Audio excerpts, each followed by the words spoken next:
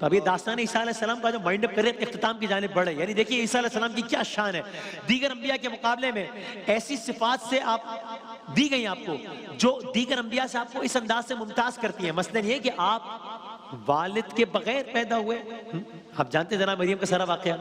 پورے قرآن میں آپ کو آپ کی والدہ کی طرف منسوب کر کے بلایا گیا، عیسی ابن مریم کہا گیا۔ اسی طرح انبیاء اپنی دنیاوی زندگی، جو اکثر انبیاء تھے وہ اپنی دنیاوی زندگی عام طور پر دنیا میں پوری کر کے چلے گئے، جبکہ حضرت عیسیٰ علیہ السلام ان میں سے ہیں، عیسیٰ علیہ السلام ان میں سے ہیں جو آج سے کم و بیش 2000 سال پہلے اپنی دنیاوی زندگی میں ہی آسمان پر اٹھا لیے گئے۔ یہاں تک کہ معراج کے موقع پر سرکار دو عالم صلی اللہ علیہ وآلہ وسلم کی ان سے دوسرے آسمان پر ملاقات ہوئی، اور قرآن کی شہادتوں اور بہت ساری احادیث سے بات سامنے آتی ہے کہ عیسیٰ علیہ السلام اپنی بقایا زندگی دنیا میں واپس آ کر پوری کریں گے۔ اسی لیے قرآن نے آپ کو قیامت کی نشانیوں میں سے ایک نشانی قرار دیا ہے، ٹائمنگز بھی بتائی گئی ہے۔ آپ کی آمد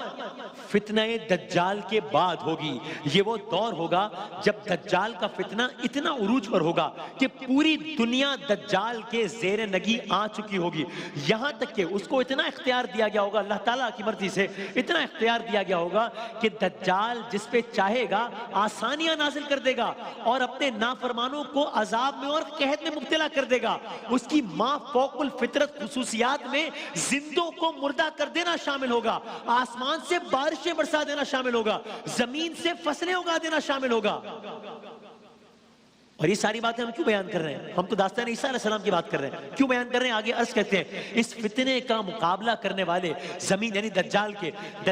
کا مقابلہ کرنے والے زمین پر نہ ہونے کے برابر ہوں گے۔ تمام انسان اس کی خدائی پر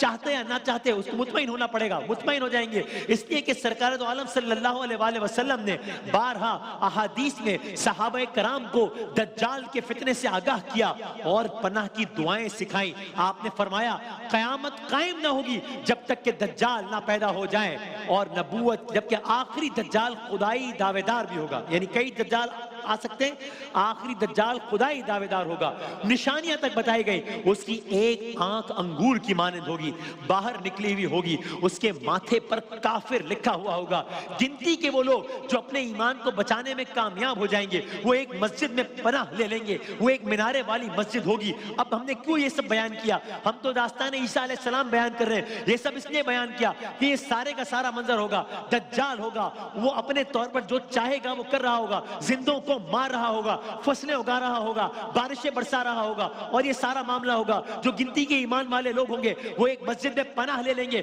فجر کا وقت ہوگا، لوگ دیکھیں گے کہ عیسیٰ علیہ السلام فرشتوں کے پروں پر ہاتھ رکھے نازل ہو رہے ہیں، اس حالت میں نازل ہو رہے ہیں کہ ان کے جسم پر 2 چادریں ہوں گے، بالوں سے پانی ٹپک رہا ہوگا، اور وہ مسلمانوں کے امام کے پیچھے نماز پڑھیں گے، امام مہدی کے پیچھے نماز پڑھیں گے، اور پھر وہ اہل ایمان کے ہمراہ دجال سے جنگ کرنے نکلیں گے۔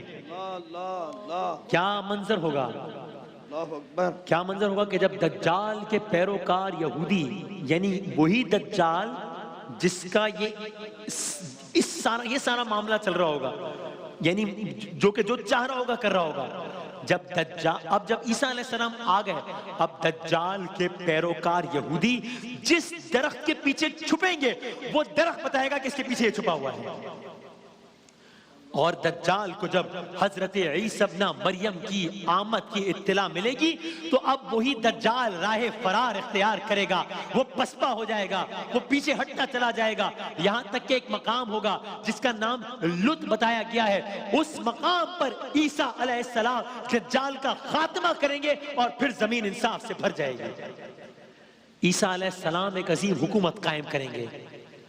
بعض روایات کے مطابق آپ کے ہی دور میں یاجوج ماجوج کا خروج ہوگا۔ یاجوج ماجوج کیا ہیں اس کی اپنی پوری تفسیرات ہیں، اگر دارمن وقت میں گنجائش ہو تو آپ کی خدمت میں رمضان کے اختتام سے پہلے عرض کریں گے۔ آپ اہل ایمان کو لے کر اس عظیم الشان فتنے سے بچنے کے لیے کوہ طور پر تشریف لے جائیں گے، اور پھر آپ ہی کی دعا کے نتیجے میں اللہ تعالیٰ یاجوج ماجوج کو موت سے ہمکنار کرے گا، اور اس عالم میں منظر ہوگا کہ اونٹوں کی